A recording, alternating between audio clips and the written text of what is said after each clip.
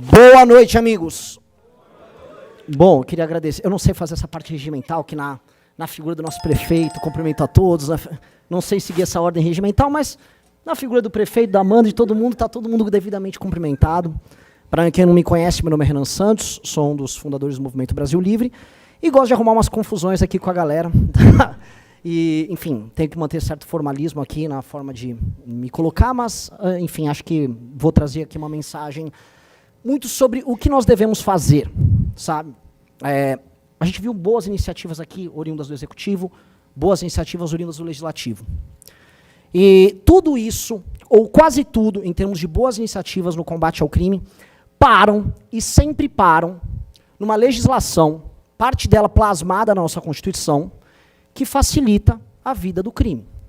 Temos aqui muitos agentes de segurança aqui, policiais municipais, e quantas vezes eles não saíram às ruas, se colocaram numa posição de risco para a própria vida enfrentando o crime, e ao deter um vagabundo, um criminoso, descobrem que ele sai da delegacia horas depois, ou dias depois, sendo que muitos deles contam com assessoria jurídica do 1º Comando da Capital, em São Paulo, no Rio de Janeiro do Comando Vermelho, contam com ONGs e até setores da própria imprensa que apoiam, estão de olho para ver se houve algum tipo de violação. E eu não estou aqui com um discurso estilo, só vamos matar esses vagabundos. Não, não, a gente vive num Estado democrático de direito. Mas o nosso Estado democrático é de direito ou ele é parcialmente de direito, fazendo com que a sua vida, ou a vida de todos nós, seja impedida de ser executada na sua plenitude, porque nós somos, na prática, os presos nessa situação. Os nossos agentes de segurança prendem os bandidos são soltos e o cidadão fica devidamente preso. E como preso? Se você for olhar, se você mora numa casa, sua casa tem muro ou tem grade? Todos aqui. Se você mora num prédio, provavelmente tem um segurança, uma pessoa que vai brecar a entrada de pessoas, porque o seu prédio provavelmente também tem muro e também tem grade.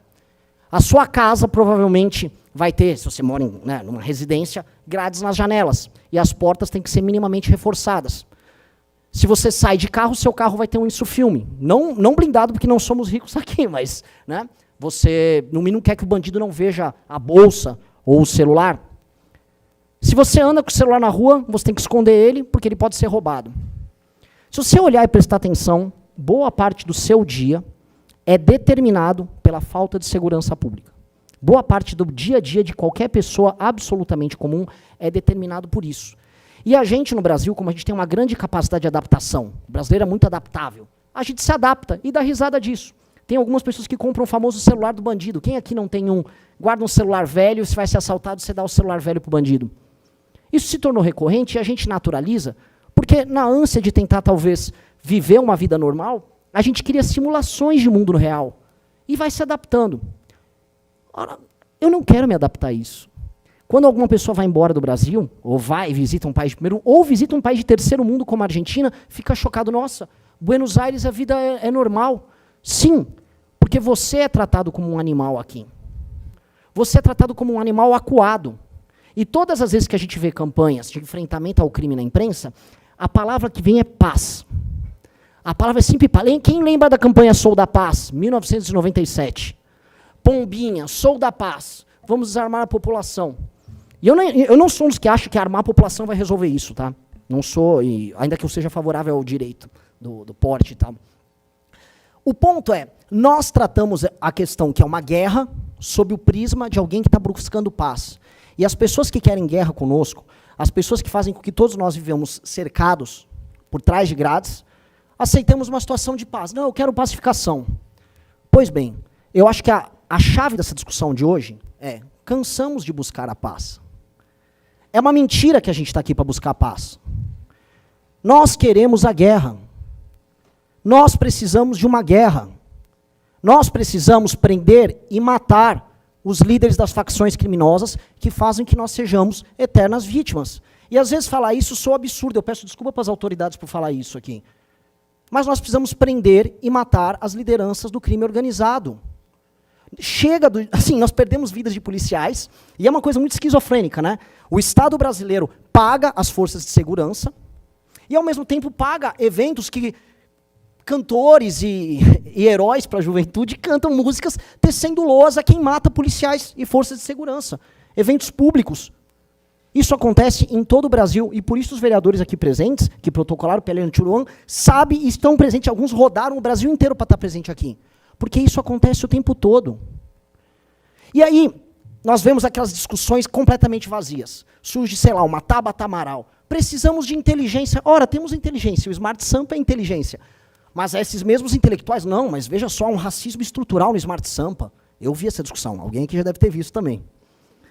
Não, precisamos agora falar da recuperação deles. Não, antes de recuperar, eu quero punir. E é tão libertador a gente falar o que precisa ser feito. Nós precisamos punir, nós precisamos derrotar, e nós precisamos retirar os espaços de poder que esses grupos têm. E prestem atenção. É guerra, certo? Se é guerra, nós temos um inimigo.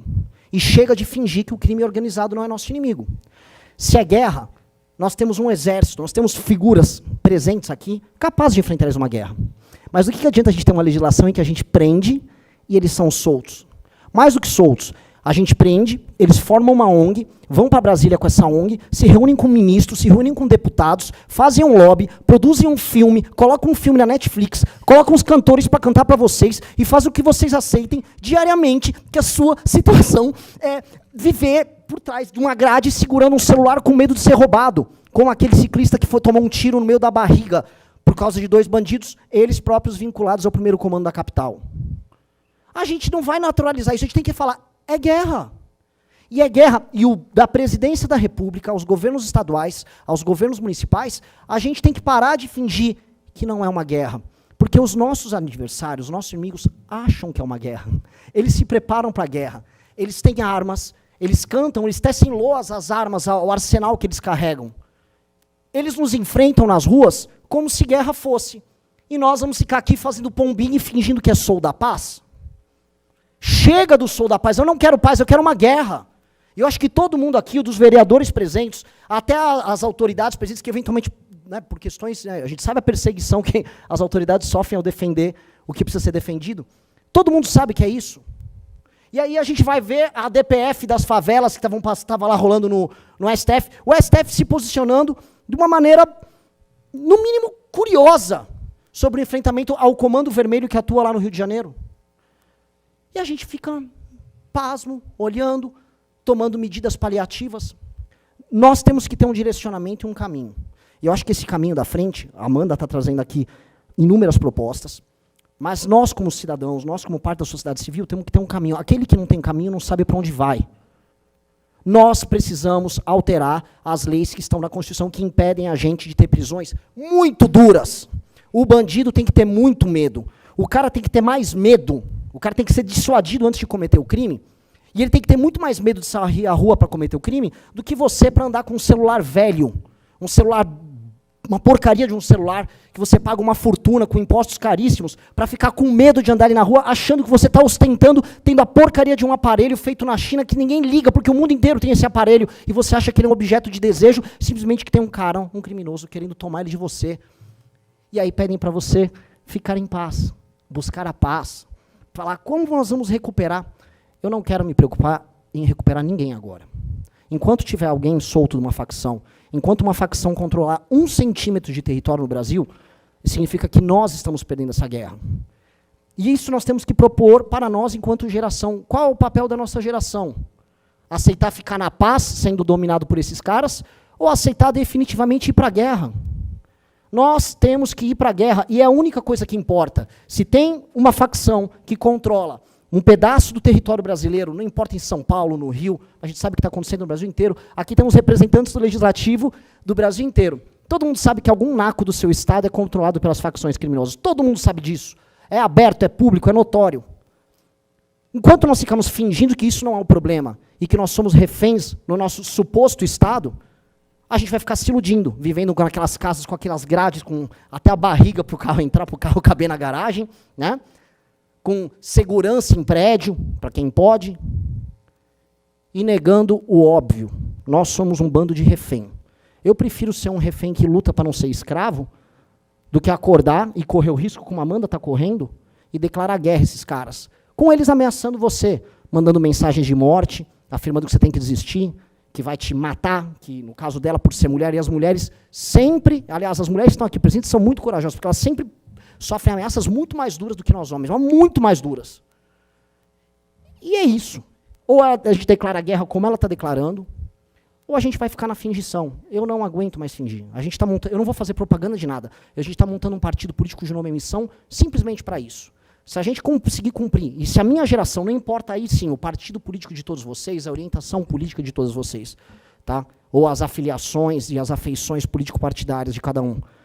Se nós pudermos todos declarar guerra ao crime e fazer o óbvio, e permitir que nossas polícias possam caçar, prender, e no caso, se houver resistência, levar a óbito quem causa o terror na nossa vida, nossa geração vai ser marcada como uma geração vencedora, e não como uma geração que se acovardou e ficou escondida pregando paz num país que só quer a guerra.